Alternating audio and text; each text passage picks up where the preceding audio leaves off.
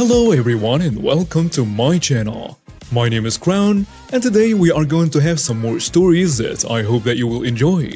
But before we start, it would be so much appreciated if you would subscribe to the channel, like the video if you enjoyed it, and maybe leave a comment down below.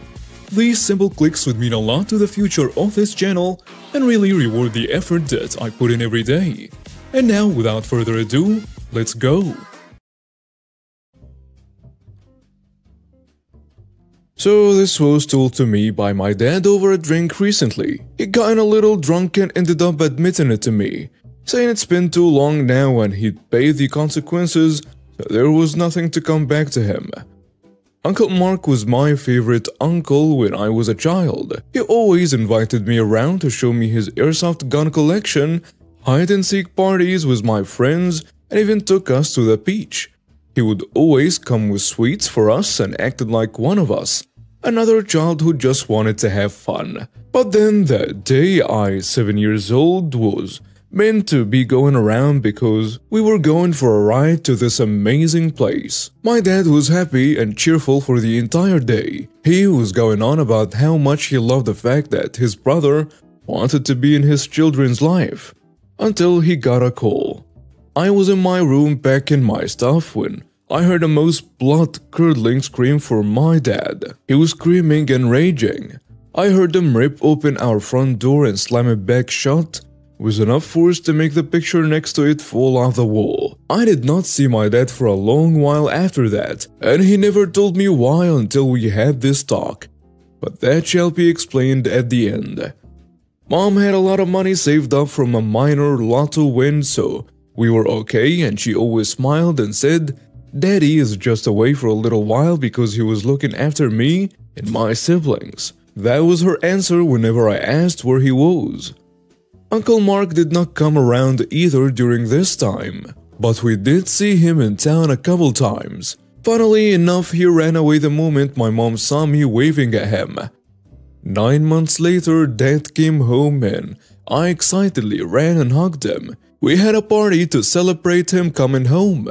We had a party, food and cake and all the usual stuff. I was just happy my dad was home though. A week or so later, Dad sat me down with the other children and explained that Uncle Mark wouldn't be coming around anymore. When I asked him why, he just said Uncle Mark was a bad person, that if he ever tried to talk to us again, we were to ignore him and come find one of them. We all agreed because my dad always knew best after all. One day, a year or so later, I was 9 at this point, I'm coming out of school to wait for my parents to pick me up. My other siblings were either at secondary school or too young for school, so it was just me. I see Uncle Mark standing there with a big grin. I get nervous when he comes up to me, saying he's here to take me for a ride. I tell him I'm not supposed to talk to him, that he's a bad person like my dad said. And Uncle Mark got this scary look on his face for a second, then told me it was all good and his parents had changed their mind and made to take my hand. And that's when I saw my dad just appear. My dad punched Uncle Mark right in the face and little old me saw blood fly as Uncle Mark went sprawling. I did not see much after that except Uncle Mark running away with my dad chasing after him. He came back after a little while, sighed and took me in a hug. He told my mom to take me home and that he'd see us later. I don't know why, but I knew there and then it would be a long time before I ever saw my dad again. It took about 2 weeks till he came back. My mom eventually admitted to us that he was in prison for protecting us, and we all guessed he'd done something to Uncle Mark. And he had. Turns out Uncle Mark liked kids. He liked them a lot. And that day I was meant to go to his house, my aunt, Uncle Mark's wife, had called my dad and told him she'd found some disturbing things under her and Mark's bed of children, and she was scared of what to do because Mark was a big man and it was later revealed he abused her, so she was scared to call the police on him. And my dad had gone into a rage and stormed over to his house. He'd smashed in the door to find Uncle Mark screaming at my aunt. My dad had beaten Uncle Mark within an inch of his life. Uncle Mark screaming he'd make him pay as the police had arrested my dad. While my dad was explaining why he had done it, Mark tried to get the pictures and hide them, and he managed to do so. My dad was taken to the station for assault but made sure my other uncles and older cousins were around to protect us in case Mark came back. But oh no. Mark waited until my dad thought we were safe. And then according to my dad, they had come to kidnap me from the school right under their noses. Who would stop him? People didn't believe my dad when he explained Mark was a predator. They thought he was just excusing himself for attacking him. After all, the police hadn't found anything. Whereas my dad was a big angry guy with a few assaults under his belt already. So all they saw was my nice uncle here to pick me up. He had gotten away from my dad at the school. My dad had tripped and it gave him the chance to run. But my dad knew where he would go. Knew Uncle Mark would run home to hide and more than likely destroy any evidence he had gotten since destroying the last lot. He also knew the police would be on his tail for the attack on the school, so he didn't have long. The difference was though my dad had his car while Uncle Mark was on foot. So he drove over and demanded to know if my aunt was going to lie again, after what Uncle Mark had just tried to pull. In that moment she really realized what a monster my uncle was. He was willing to do this to her nephew just for pathetic revenge for being called out as a predator. My dad ordered her to get all the evidence she could as he waited for Mark to appear. She came back down with pictures and he then told her to go. Wait 1 hour and then call the police. He was ending this. And as Uncle Mark appeared, my dad, who had been waiting behind the wall of his garden, slammed him through the door of his house. And then proceeded to beat him up, then tie him down till the police got there. The police came towards my father right away and my father did not resist when it was revealed that Uncle Mark was indeed a predator who had attempted to kidnap me, and the fact that they had to face the fact that they had allowed a predator to run free. He was let go. His lawyer stating my father had gone into a protective rage and had only intended to render him harmless. Funny enough, no one argued in defense of the predator for my dad getting the assault charges dismissed. Uncle Mark got 20 years in jail, but he didn't live to finish them. He died 15 years into it. No one in my family raised a finger for his passing. My dad said he didn't regret it, but that he wished he had done something else purely so that he didn't put me in such danger in the first place. I told him I was forever going to be proud of him for that, and that I loved him. I was a bit shocked I wasn't told just what Uncle Mark was for so long, but my dad asked if it would have made it any better to be told as a child what he really was, or now as a man who can handle the truth, and he was right. Me as a child would not have been able to mentally handle it. I am barely able to handle it now. Next story. I work at a medium-sized international airport as a police officer. When airlines have issues getting flights out due to things outside of the local agent's control like weather, we usually get a few hateful customers that we end up dealing with. This one is so far from the top of the pile. So this airline, Directional Air, had a glitch on their system computers following a storm. This caused planes across the country to be grounded, cancelled, and delayed by hours or days. At the ticket counter, there is a line of customers, around 60 or so, that are affected by this and patiently waiting to be rebooked. At the same time, frustrating, many of them are understanding. Kevin, who walks to the front of the line in front of all of the other customers, shoves a lady being helped currently at the counter who is disabled and in a wheelchair and demands to be assisted. The agent politely tells Kevin that he will need to wait his turn at the back. Kevin yells at the agent that he's a priority passenger and A-listed. And the agent again tells Kevin that he will need to wait.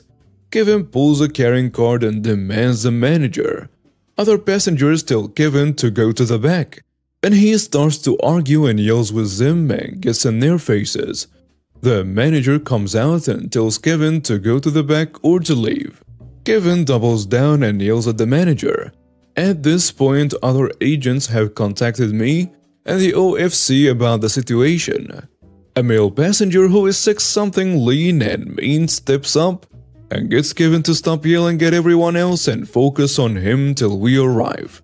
Kevin tells us that he was polite and that it was the airline personnel yelling and cursing and that the other passenger had threatened him. Cell phones and CCTV tell another story. Kevin insisted that the other witness and the footage are lying and that he's telling the truth. He then tries to intimidate us by asking for our names and badge numbers and knowing our boss, yada yada yada. This is common for people with nothing else to go on. The manager tells us that Kevin will not ever fly with them and is blacklisted. Something airlines have, that all airlines share about problem passengers. Kevin is told he will need to leave and he thinks the police are the new group to argue with. After being given warnings to leave or be removed, Kevin continues to argue with us and refuses to leave. He's arrested and taken to the nearest station. Come to find out, Kevin is the owner of a local hotel, not like a chain but a nice hotel, and he thinks he has influence. Currently, he has an orange and black suit and shiny bracelets.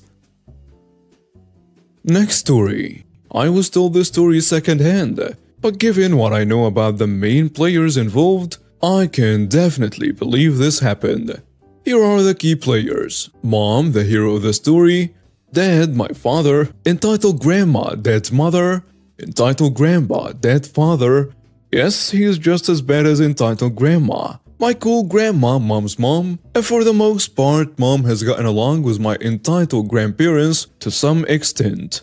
But mom isn't a pushover. What went down? The details are fuzzy on this part, but what I do know is that my mom got into an argument with my grandma over something so stupid, mom doesn't even remember what it was about.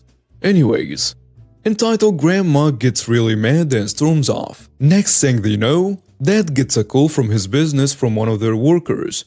Entitled grandpa, who works at the business as an employee, has been cussing about my cool grandma to anyone who will listen, like using really angry vulgar language. Mom and dad eventually figure out it's related to the argument mom and entitled grandma had, and that she must have told my entitled grandpa. Dad confronts his mom, and she swears to God she never said anything to my entitled grandpa. Entitled grandma says that she didn't even talk to the entitled grandpa that day. The catch? At the time, my parents were paying the entitled grandparents' phone bill. Sensing something was up, mom looked up the bill and sure enough, entitled grandma called the entitled grandpa minutes after she stormed out of the house. Entitled grandma is a holier-than-thou Catholic. Dad was heartbroken because he realized she blatantly lied to him and brought religion into it when she swore to God, and mom was furious. Not because grandma and grandpa talked about her, but because the entitled grandpa spoke so horribly about the cool grandma, who wasn't even there. Cue the revenge. The next time the entire family gathered, parents, grandparents, aunts, uncles, cousins, you name it, my mom brought up the argument again. Both grandparents deny it, of course, and start getting defensive. Mom then brings in her laptop with the phone bill information on it and says to the entitled grandma, "You didn't talk to entitled grandpa, huh? You swore to God you didn't." Then what's this? From the recounting of the tale, mom says the entitled grandma and grandpa had serious oh no looks on their faces. Mom cut off their attempts to talk, calling them out to not just lie into their son, who completely backed up mom, but for saying horrible things about my cool grandma. Mom then plants a laptop on the room's main table for everyone to see, and tells the room, first addressing my aunts and uncles, "Look at your mother." The liar. Everyone had a chance to look at it. And I don't think anyone tried to defend the entitled grandparents for their actions. And after that, both of them ended up apologizing for it. Seriously, I love my mom. Next story. My youngest brother Shadow, 7 years old, and our two young cousins can't think of nicknames, so Thing 1, 6 years old, and Thing 2, 4 years old, we were watching Cocoon. I, 18 years old, was babysitting. Shadow and Thing 1 really liked scary movies, but I didn't think Cocoon would be too scary for Thing 2. It wasn't. Shadow and Thing 1 thought it was really funny to scare Thing 2 and did it frequently, regardless of how often I told them to knock it off. Eventually, I shut it off. Told him I had to drive Things 2 and 1 to Grandma's where they were staying. She lived only 2 houses away, but I also had to drive my brother's girlfriend Dune home on the other side of town. Shadow went everywhere with me.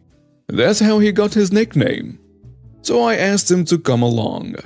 At the very beginning of Dune's road was an open field, and I pulled in and turned the car off. I told Dune to play along. After about 5 minutes, Shadow asked why we were parked in the field. I told him we were waiting another couple minutes go by. Same question. Same answer. After a while, he asked what we were waiting for. So I told him that many years ago we were sent by our planet to find a human child to bring back. And we chose him. He freaked. But we just stayed and told him we were waiting for our spaceship to pick us all up. Now he really freaked.